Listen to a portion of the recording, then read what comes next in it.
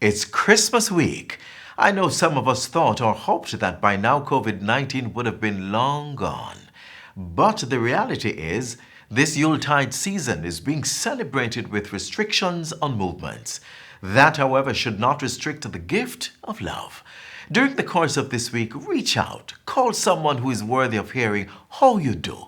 Hug those in your household a bit closer, and don't forget to smile more. This is Jamaica Magazine, and I'm Adrian Atkinson. Today, we continue to share our love by providing you with the informative features. Stay with us on this journey. The package unwraps right now. COVID-19 still a must get you feeling fine. COVID-19 is still here. Think twice before you touch the road. Turn on your yard and feel the vibes. Yes, enjoy, have fun, but remember, do it responsibly. Stay home, wear your mask, sanitize, keep your distance. An important message from the Ministry of Health and Wellness.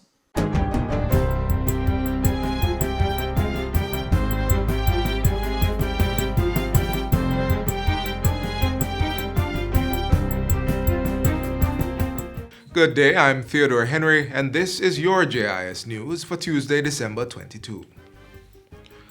Approximately 302 passengers who arrived on a flight from the United Kingdom, UK, on Monday afternoon are now in a state of quarantine for a minimum of 48 hours. The outcome follows a ban by the government on all flights from the UK to Jamaica for 2 weeks, ending January 4, 2021. All other flights scheduled to arrive in the country have been cancelled. The decision is as a result of an outbreak of a new strain of the coronavirus in that country. All 302 passengers will not only be subjected to a minimum of 48 hours of state quarantine, but also to PCR testing. The Ministry of Health and Wellness says passengers who test negative will be fitted with armbands for monitoring and released to complete their 14-day quarantine at home.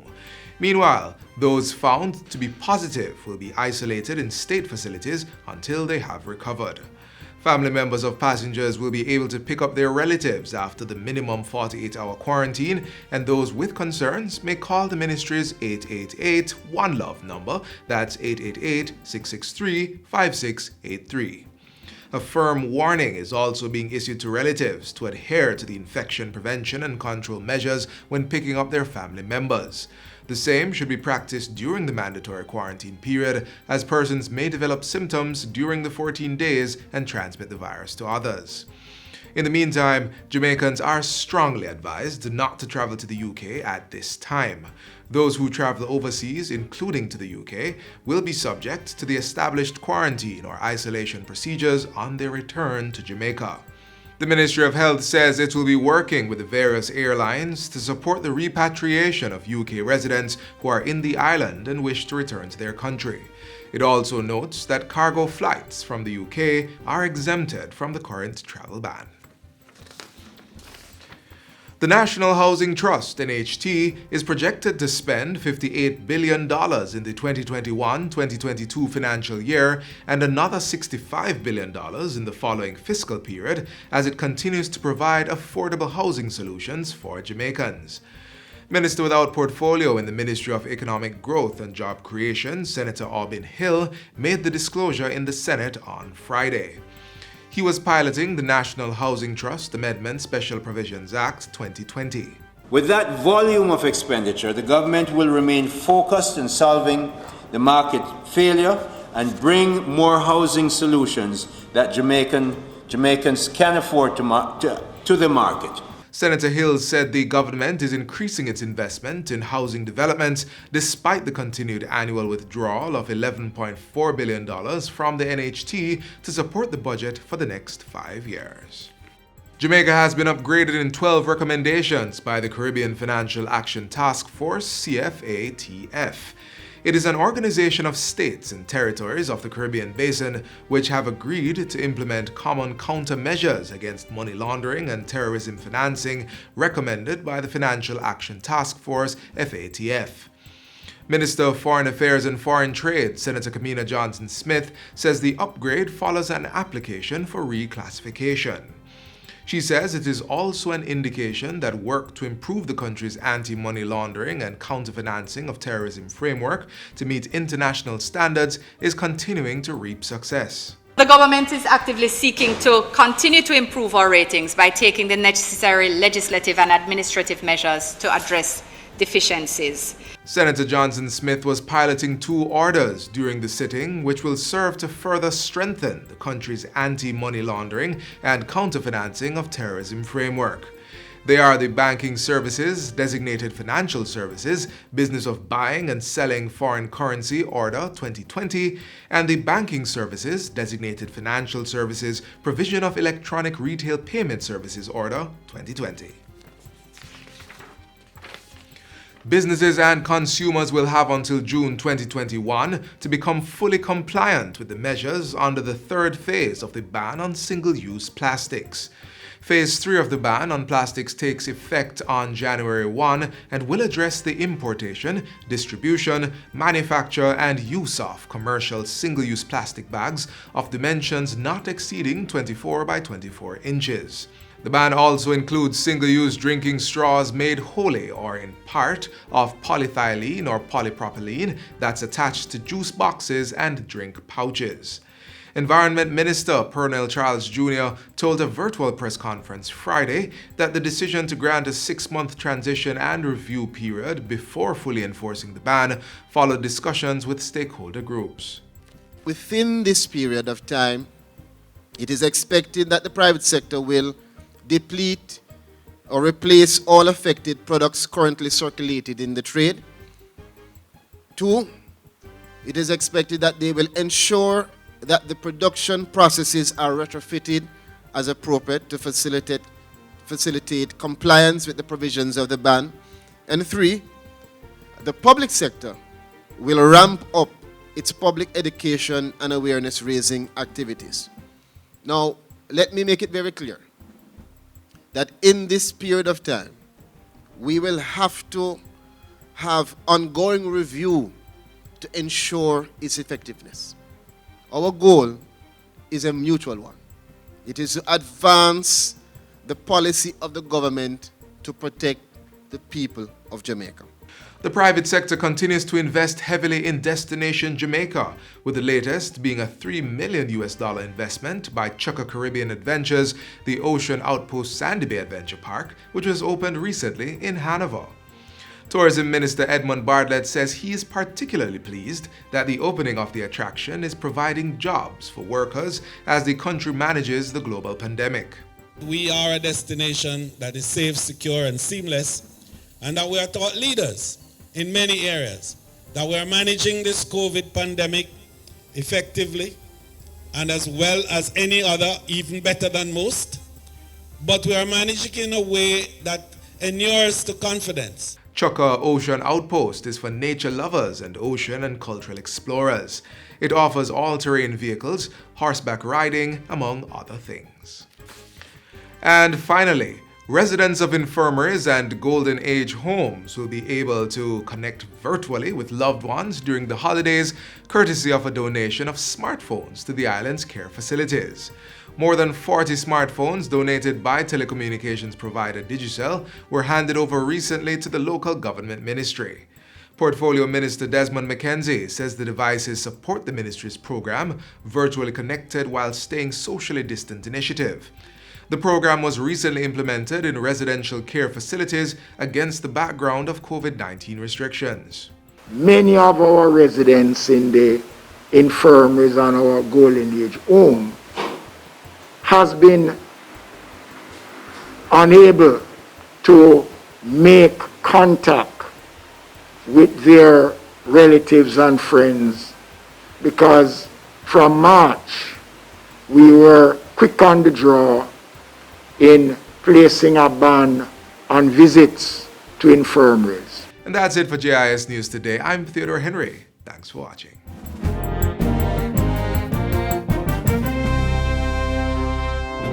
The Cannabis Licensing Authority is committed to supporting the creation of a regulatory framework for the growth and sustainability of Jamaica's medical cannabis industry. We carefully assess application forms for businesses and individuals interested in becoming partners in the industry. Along with other ministries, departments of government and agencies, the authority endeavors to preserve the integrity of the industry through compliance. This is all done to ensure that the industry is operating in conformity with Jamaica's international obligations. Call or visit our website to find out more about the work of the Cannabis Licensing Authority. Practice good hygiene by washing your hands frequently using soap and water. Here's how you should do it while conserving water. Turn on the tap to wet your hands, then turn off the pipe. Lather your hands and the tap with soap. Turn on the tap and wash your hands, back, front, and in between fingers. Use some of the water to wash off the tap, then turn it off. Dry your hands with disposable hand towels. If you don't have running water, use a hand rub containing 62% or more alcohol. If hand sanitizers are not available, rubbing alcohol, Dettol, white rum, or household bleach will do the trick. And if all else fails, let hand washing and the handling of potable water be a two-person event. Each person will take turns pouring and washing hands with sitting water.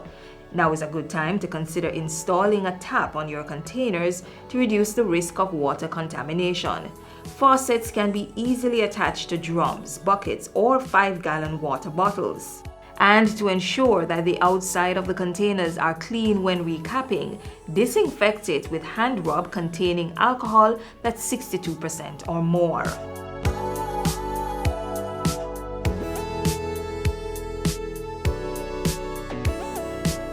The 5 R's of water conservation are also necessary to practice. Reduce water wastage by investing in water-saving devices. Reuse water at least twice before discarding. Replace leaking pipes, faucets, and other plumbing equipment. Recycle wastewater and use it for gardening, car washing, or cleaning of public spaces. And reclaim water through rainwater harvesting. We all must play our part to ensure there's water to combat the coronavirus and stave off prolonged drought.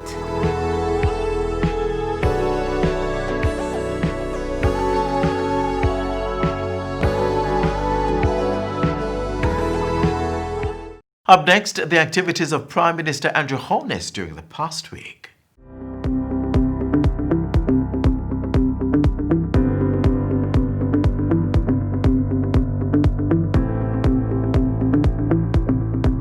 Tighter COVID-19 restrictions for Westmoreland, $13 million non-revenue water project, and revised NIDS bill tabled.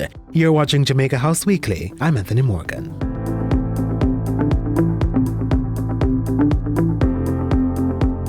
A tighter curfew commencing at 7 p.m. nightly and ending at 5 a.m. the following morning, effective from 7 p.m. tomorrow, December 16, and ending 5 a.m. on December 31st, 2020. Prime Minister Andrew Holness in Parliament last Tuesday as he announced measures to contain the spread of COVID-19 in Westmoreland. The parish will also see a reduced public gathering limit of 10 persons and the cancellation of grand market activities. The 15-person burial limit remains unchanged. Mr. Holness's disclosure follows an exponential rise in COVID-19 cases in the parish. These cases are spread over 80% of the communities in the parish, so this is widespread. Madam Speaker, the parish recorded a test positivity rate of 32.1% last week compared to 17.6% the week before. This means that approximately 1 out of every 3 persons tested were positive for the coronavirus. This is over 3 times the national positivity rate of 9.3% for that week. The COVID-19 bed capacity at hospitals serving the parish are almost at their limit. These troubling trends and the strain on the health system requires immediate action to mitigate the real harm that can occur. I'm making a special appeal for strict observance of all the protocols and measures, and for everyone, particularly those residents of Westmoreland and Hanover, to exercise greater vigilance and restraint. In the meantime, the Prime Minister says public sector staff and office parties are prohibited. He says the Cabinet Secretary has written to all permanent secretaries, who will then pass on the information to the various ministries, departments and agencies of government. We have to set the example as it relates to the maintenance of the orders under the Disaster Risk Management Act. And while in Parliament Tuesday, Mr. Holness tabled the revised National Identification and Registration Act 2020, or NIDS. It replaces the NIDS bill that was struck down by the Court of Appeal in 2019. Prime Minister Holness said the state had revised the legislation to align it with the court's ruling. Among the changes are a voluntary and secure national identification system and an administrative structure to establish and maintain the system. It also allows for a robust legislative framework to treat with the collection, processing, storage, retention, usage and protection of personal data. An independent oversight body, as well as the protocols, procedures and systems for identity verification, monitoring and compliance have also been included. Prime Minister Holness said the new NIDS bill had the potential to positively transform the efficacy and transparency of interactions between the state, businesses and citizens. The bill will serve as the legal basis for the establishment of a robust, efficient and effective national identification system underpinned by a legal and regulatory framework that supports safe, secure and reliable verification of identity, information for citizens of Jamaica and persons ordinarily resident in Jamaica. It will allow for the strengthening of identity security, reduction of identity fraud, and the simplification of bureaucracy. The new NIDS bill has been referred to a joint select committee of Parliament for deliberations. Ahead of Parliament Tuesday, Prime Minister Holness called on Jamaicans to embrace entrepreneurship for national development. The Prime Minister made the call Tuesday as he attended a ceremony in honor of businessman Ian Kent Levy. Mr. Holness insisted that if the island was to truly realize its potential, entrepreneurs and business leaders should be embraced. We need our business people, and we must encourage them. Indeed, I would say to parents that you need to start to have this kind of conversation with your children about them becoming entrepreneurs, about them understanding what risk is about getting the ideas and the innovation, about not just seeing themselves as consumers and workers, but people who can take the ideas that they have in their heads, go to the banks or go to a financier or go to a friend and mobilize the equity. On Wednesday, the Prime Minister welcomed the launch of the Heart NSTA Trust's Mobile Training Initiative. With this mobile training unit, up to 20 students can take classes. The unit is outfitted with internet connection, bathroom facilities and other conveniences. Mr. Holness says its acquisition will enable the National Skills Training Agency to reach unattached and underserved persons in remote rural areas, as well as those who may have started but not completed a course. What this says is that there is a commitment on the part of the government to reach every single Jamaican, that your geographic location or your demographic situation should not be a barrier for you to access training. And I want to commend Heart for ensuring that we deliver on the commitment to ensure that every single Jamaican is trained. On Thursday, Mr. Holness announced the government's plan to spend $13 million over a 5-year period to tackle non-revenue water loss in Portmore St. Catherine. The Prime Minister said 70% of the water generated had either gone to technical losses, including leaks, or through illegal abstraction. With the Portmore Co-Management Non-Revenue Water Reduction Program, the National Water Commission and its customers will see an overall improvement in its operations and service delivery. It will benefit the country, it will reduce our non-revenue water, It will improve the infrastructure, improve our service, but in the not so long run, we said 10 years, what you will start to see is a downward trend in your rates for water, an increase in government's revenues, and a general improvement in the balance sheet of the NWC. The program is being executed by the Commission in partnership with global water utility company Mia Water Jamaica. Mr. Holness also made a special appeal to Jamaicans. You have a very sympathetic and understanding government. There is no need to steal water. If you come to the NWC and say, I want to regularize, we will find a way to regularize. We'll find a way to ensure that you can pay according to your means. The day before, the Prime Minister was in his West Central St. Andrew constituency issuing care packages to residents. The giveaways were done through a partnership involving his Positive Jamaica Foundation and Progressive Grocers of Jamaica Foundation Limited. Residents were gifted essential food items and sanitizers. The Prime Minister also supported local businesses.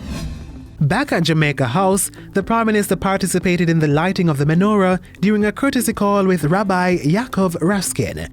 The Jewish community celebrated Chanukah between December 10 and 18 when the menorah was lit for 8 days. The menorah is a global symbol of freedom over oppression, spirit over matter, and light over darkness. It also symbolizes the creation in 7 days, with the center light representing the Sabbath. And that's it for Jamaica House Weekly. Be sure to join us next time for the latest news stories coming out of the Office of the Prime Minister.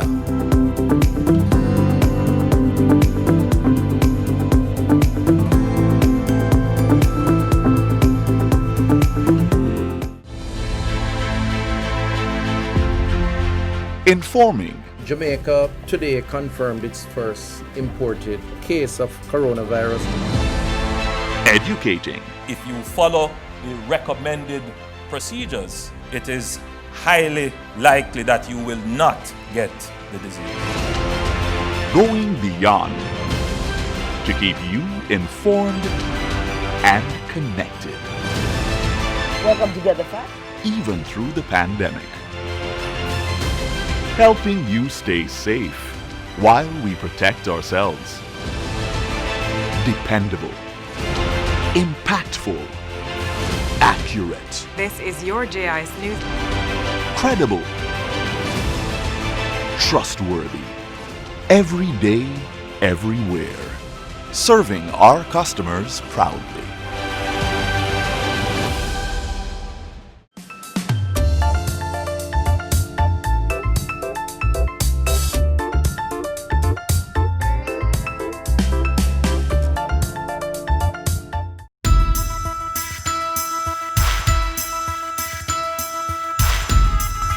What people want are good memories to say, wow, I got this from this person and they really thought about me.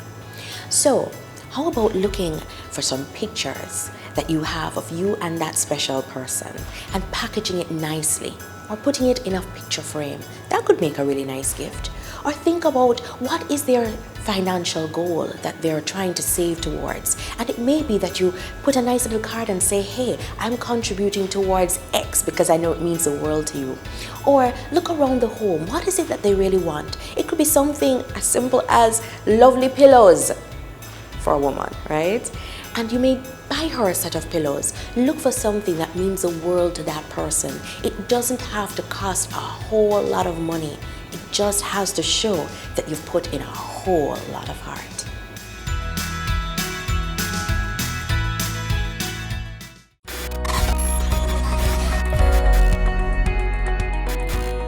Cabinet has approved the Agriculture and Fisheries Ministry's $25 million modernization of the agricultural sector program. This 5-year program, which is being implemented to help strengthen the sector, is being financed through a loan from the Inter-American Development Bank, IDB. Agriculture Minister Floyd Green says this will be the pillar upon which the ministry stands in its drive to modernize the sector. The objective is to increase agricultural productivity and to increase income to our beneficiary small smallholder farmers. We're going to be focusing a lot on agricultural health and food safety, and how can we strengthen and develop local and export market linkages. The project is structured around two main components. Component 1 will focus on agricultural health and food safety, and component 2 will focus on public agricultural infrastructure and services for public-private partnerships. The program aims to establish an effective funding mechanism to support the agricultural value chains and to allow the inclusion of small, medium, and micro enterprises in the overall production and commercial supply chain. Here are some of the direct outcomes that are expected from the Modernization of Agriculture Sector program. One of the main takeaways of the program is that an agro-parks master plan and a national public-private strategy will be developed for the sector. We're going to be looking how can we finance our agricultural supply chains through a competitive mechanism, and how can we ensure that we construct the public infrastructure needed through public-private partnership. Our youth and our women will not be sidelined, as special allocations will be made for them under this initiative. The program will be monitored and evaluated to ensure effectiveness of making Jamaica the place of choice to live, work, raise families, and do business by eating what we grow.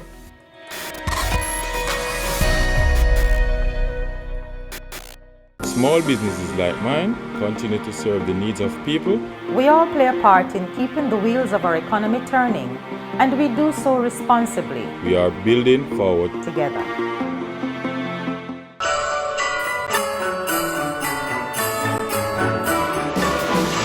It's a season to share love and joy with friends and family, and we want you to stay healthy while doing it.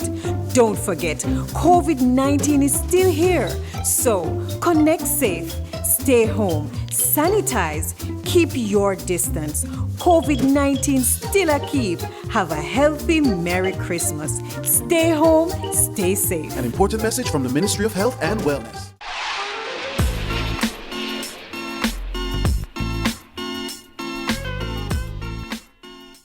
You reached the final page of the magazine. Thanks so much for being with us on today's journey. Another Jamaica Magazine unfolds tomorrow, so come back same time on this same station. Until then, click on our social media pages for more informative features. While there, please subscribe to our pages and click that notification bell so you can stay in the know. I'm Adrian Atkinson, encouraging you to stay safe.